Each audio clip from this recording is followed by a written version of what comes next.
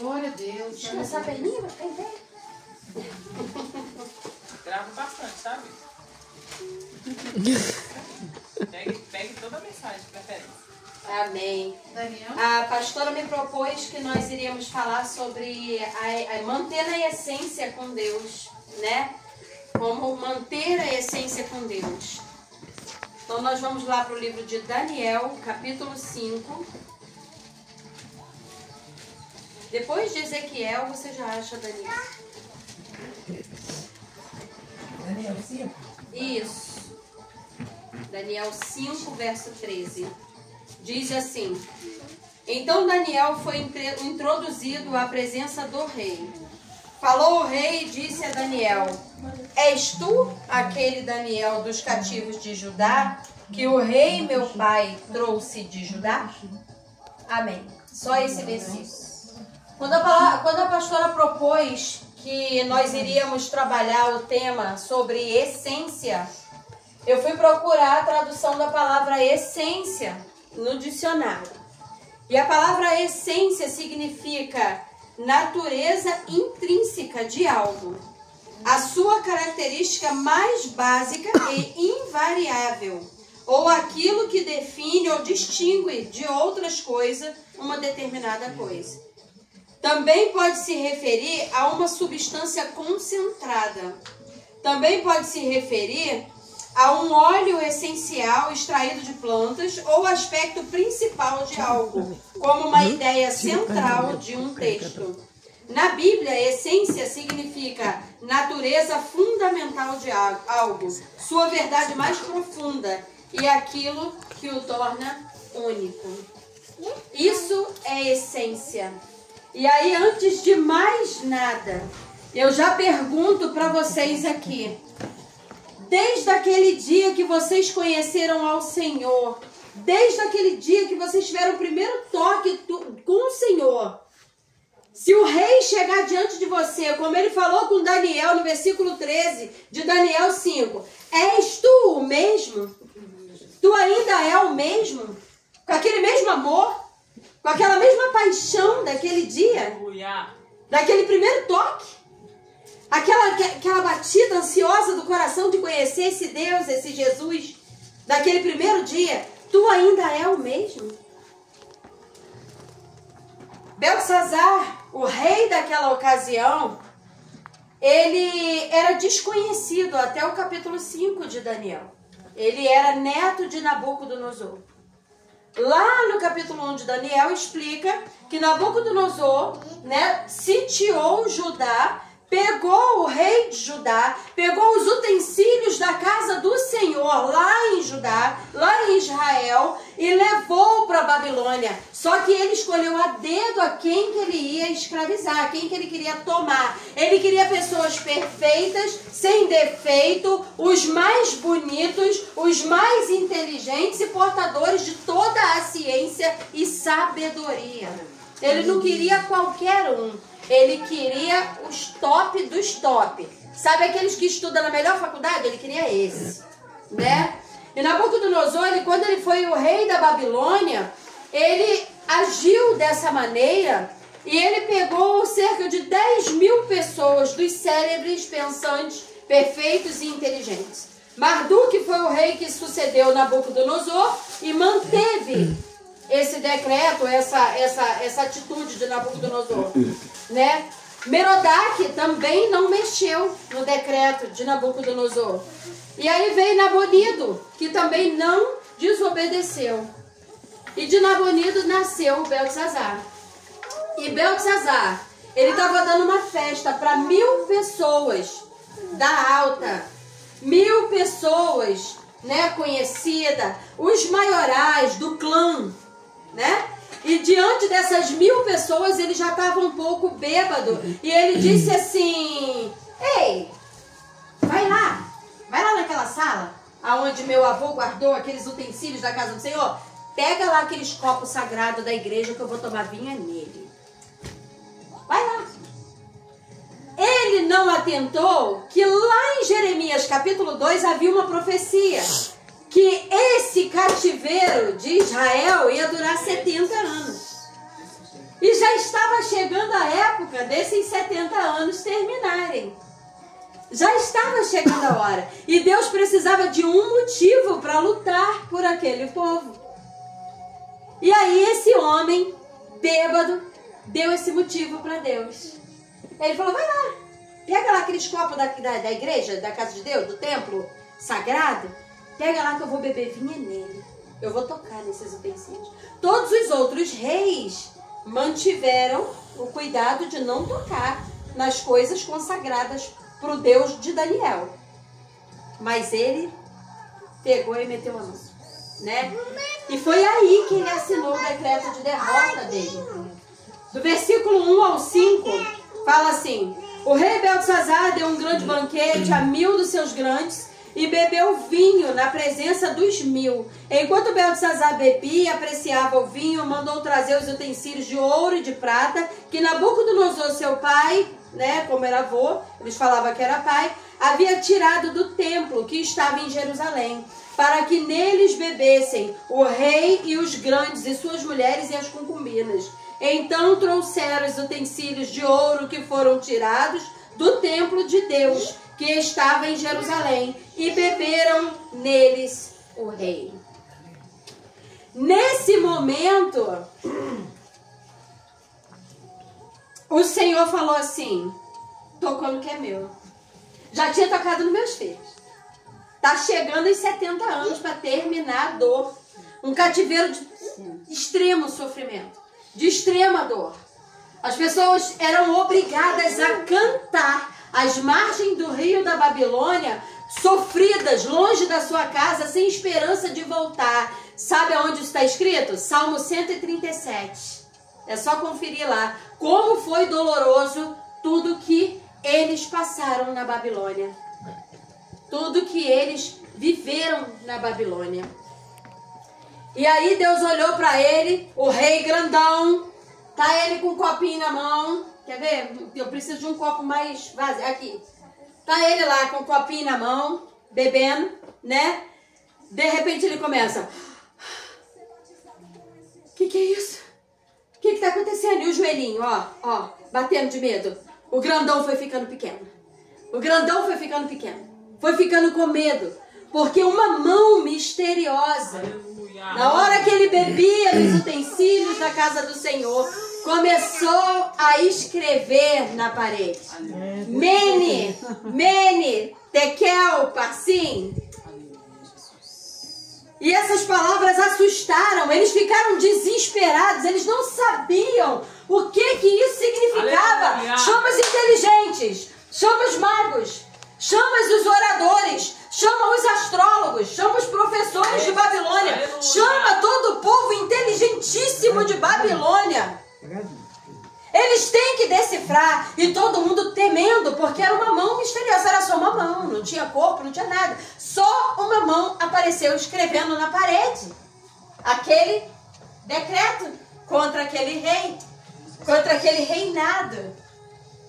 E aí entra a mãe do rei no templo, lá no versículo 5, no mesmo instante. Apareceram uns dedos da mão de homem, escreviam defronte do candeeiro e do candelabro da parede do palácio real. E o rei via os dedos que estavam escrevendo. Então se mudou o semblante do rei, os seus pensamentos começaram a se turbarem, as juntas dos seus lombos se relaxaram, quer dizer, ele ficou corcunda, né, de medo, e os seus joelhos batiam de medo. Cadê o grandão que afrontou o Senhor? Cadê aquele que afrontou o teu Senhor? Cadê aquele que falou que você ia ficar no cativeiro pro resto da vida? Deus acabou de mostrar na vida dela. Cadê o que se acha maioral? O que se acha o grande, o poderoso, o opressor que pode machucar a qualquer um? Cadê aquele abusado que pega as coisas de Deus e fala: eu vou tocar aqui, ó, é de Deus, mas eu vou mexer. Quero ver se esse Deus vai fazer alguma coisa. E aí entra a rainha mãe. Se eu acho mercê em ti, vive eternamente tu e não se turbe os seus pensamentos, nem mude o teu semblante. Há no teu reino um homem. Oh, tem um homem no teu reino que Nabucodonosor pegou ele naquela época, quando ele trouxe Israel para o cativeiro. Há 67 anos atrás, Nabucodonosor pegou esse homem e ele está aqui no teu reino. Daniel, que um dia tinha sido governador dos sábios, dos inteligentes, dos oráculos, dos astrólogos, Daniel, que um dia tinha sido o governante sobre aquele reino, ele não estava dentro do palácio. Ele já era um velhinho, de quase 80 anos. Ele foi levado para lá com quase 16. E 67 anos depois, isso acontece. Só que ela falou assim, olha, sabe o que acontece, filho? Esse homem, esse tal de Daniel, ele interpreta sonhos. Nabucodonosor tinha maior respeito por ele. Nabucodonosor, ele colocou esse homem assim, ó, como um homem importante aqui no palácio. Ele andou aqui por esses corredores. Ele não está aqui agora, mas ele andou por aqui.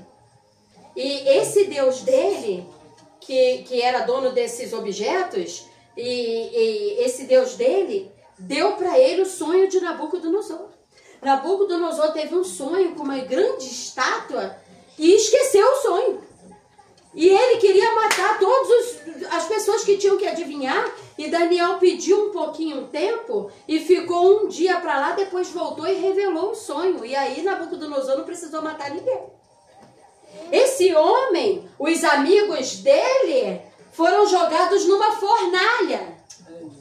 E o Deus desse Daniel, que estava com os amigos desse tal de Daniel, estava lá dentro da fornalha com esses meninos. Sabe o que aconteceu? Não, ele morreu, né? Morreram queimados? Morreram? Não. Só queimou a corda.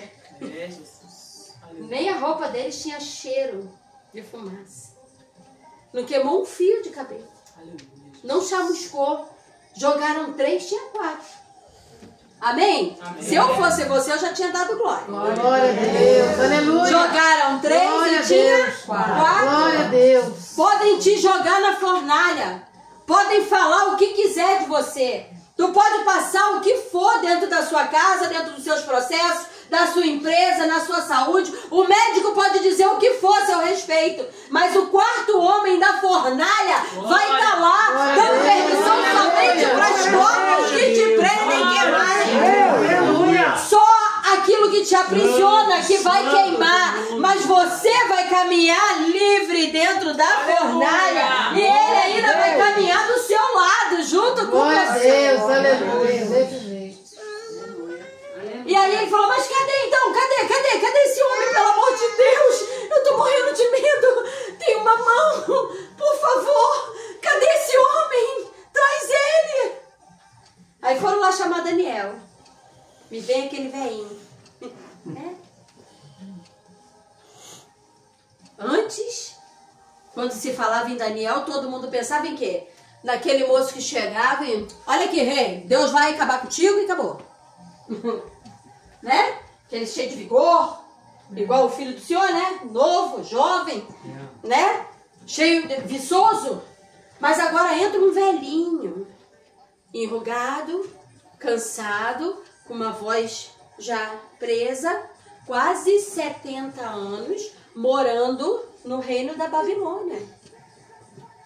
Só que aqui, olha só, irmãos, aquele menino foi levado com 16 anos para lá, já estava com quase 80 anos, 67 anos morando dentro do lugar onde deuses estranhos reinavam. Mas o Deus verdadeiro não saiu de dentro dele. E é aí que o Senhor faz essa pergunta. Você mantém a sua essência no meio dos seus processos? Aleluia. Quando Babilônia vem esfregar na sua cara que você é um derrotado, quando Babilônia vem dizer para você que vai te matar, que vai te acabar, que vai te destruir, você mantém o seu caráter com Deus, aquele mesmo caráter que você tinha lá atrás, aquela mesma força, aquele mesmo vigor, aquela mesma delícia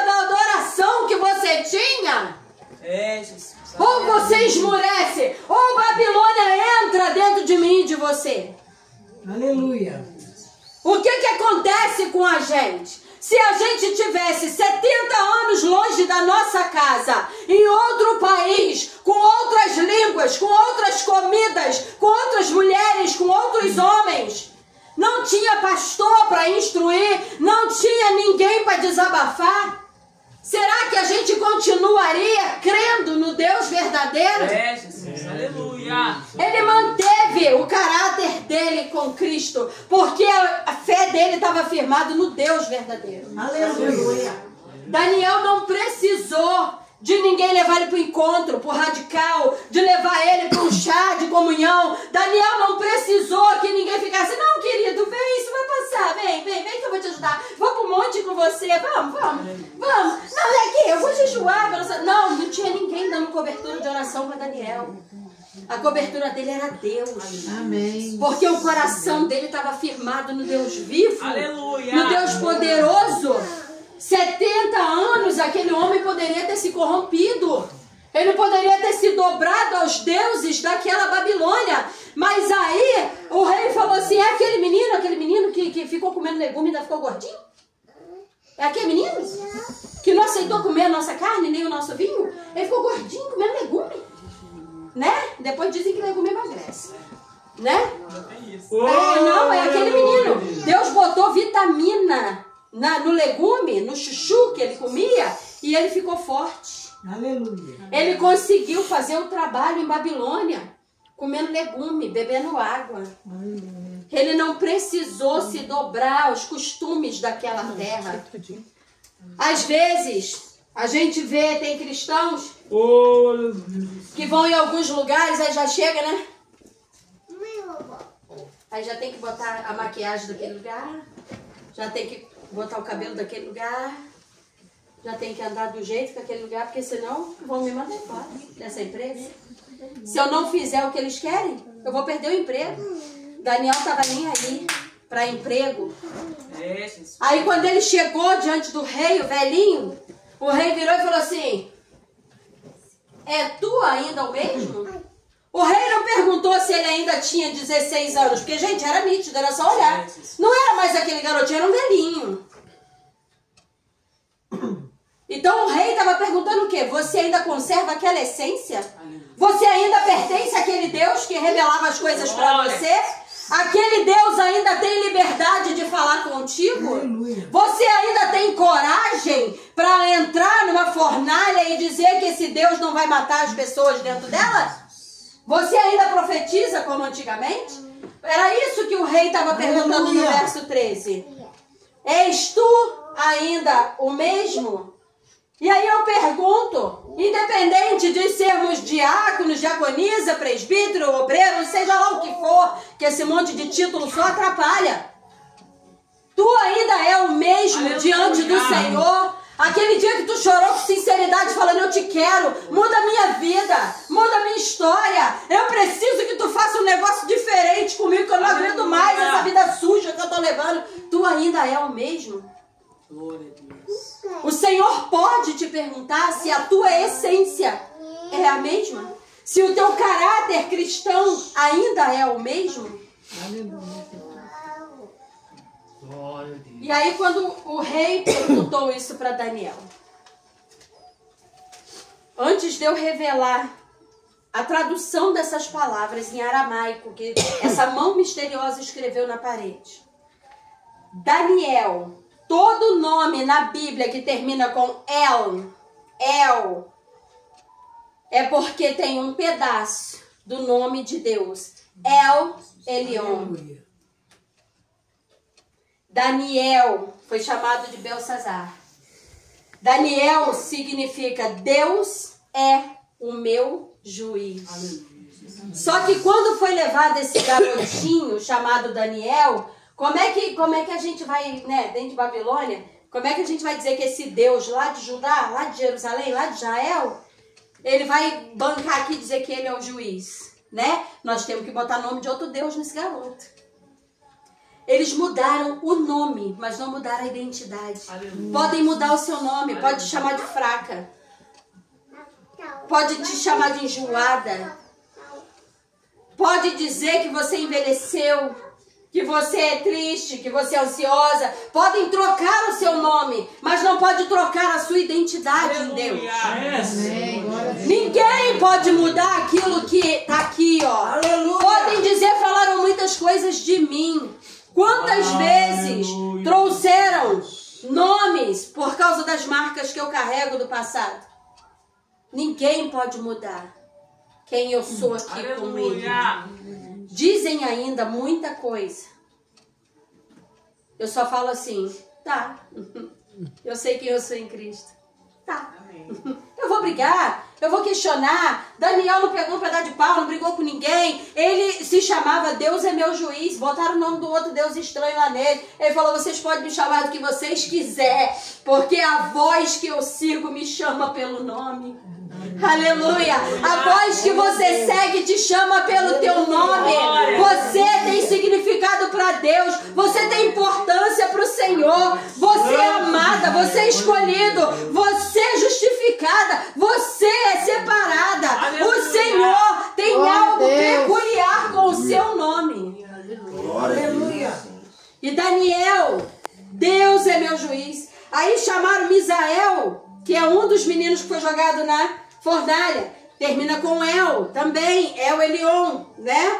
Significa ninguém se compara a Deus. Glória a Deus. Aí levaram também Ananias, que significa Iavé é misericordioso. Todo nome que termina com Ias quer trazer uma elucidação de Iavé, Senhor, o nosso Deus. Glória a Deus.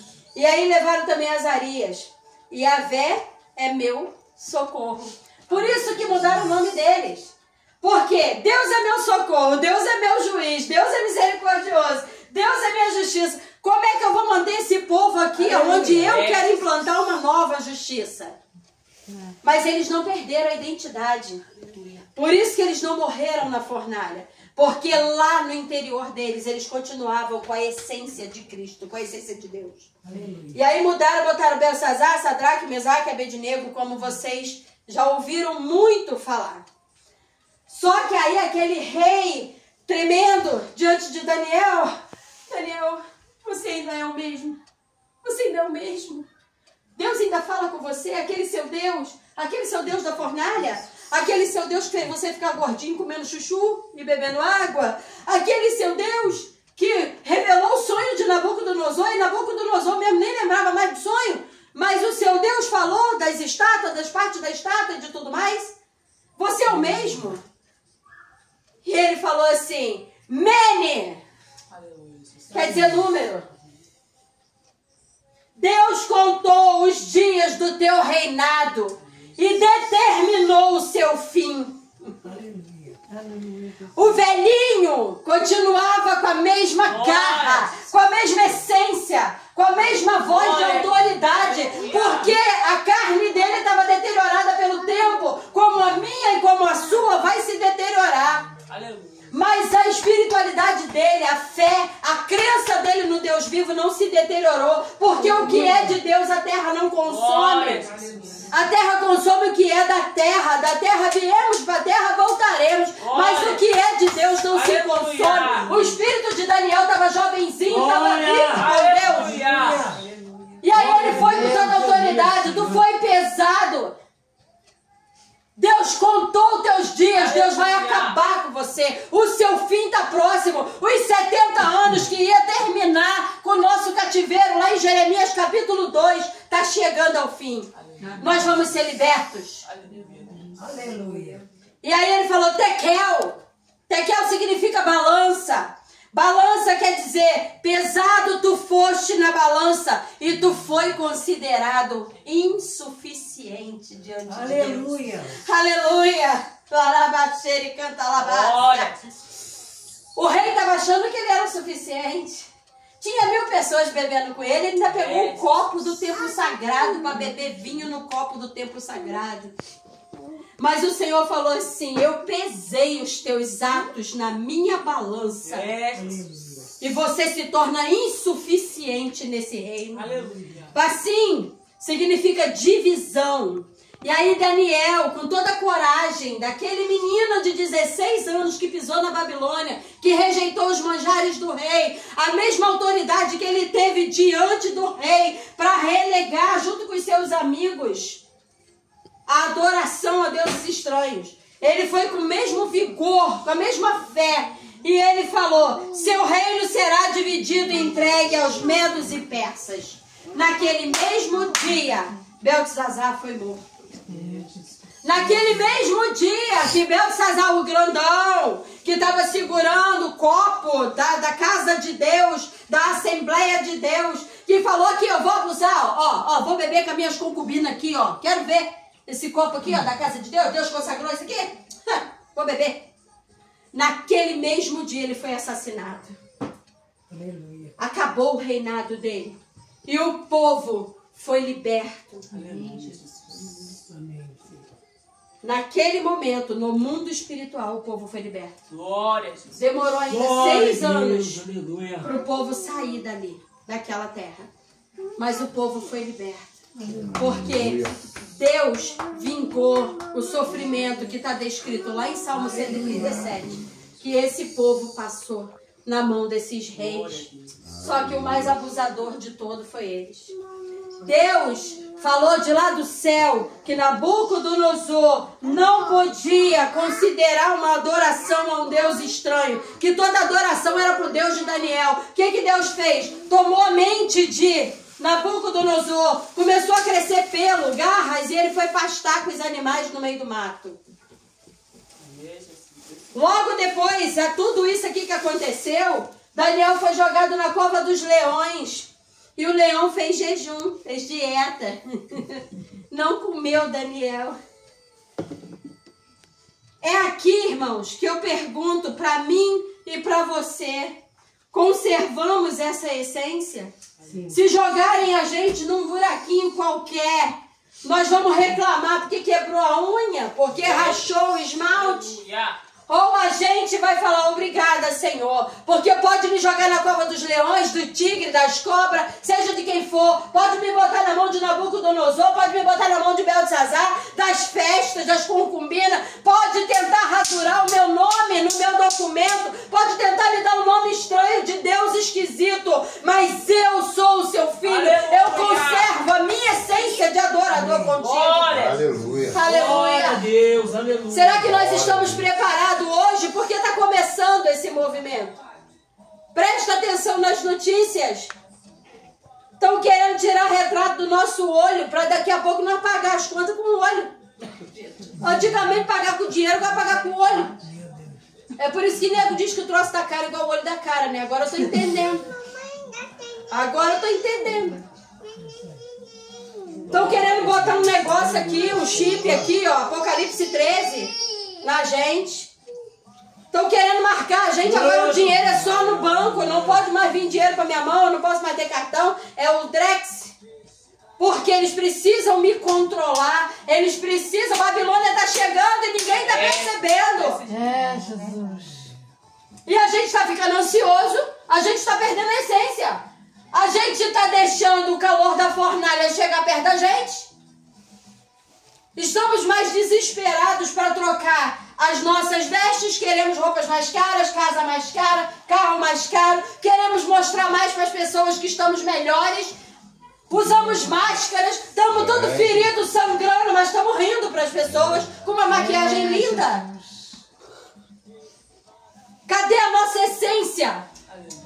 O Senhor pergunta hoje: és tu ainda o mesmo? Glória a Jesus.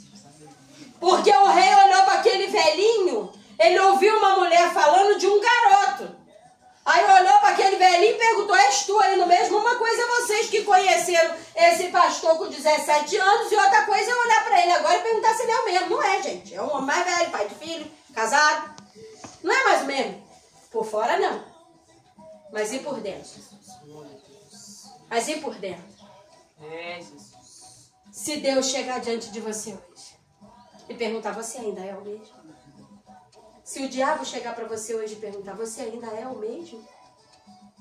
Se ele te amarrar com cordas, você vai ter a coragem daqueles 3 meninos que tinham o nome sagrado do Senhor, na sua terra.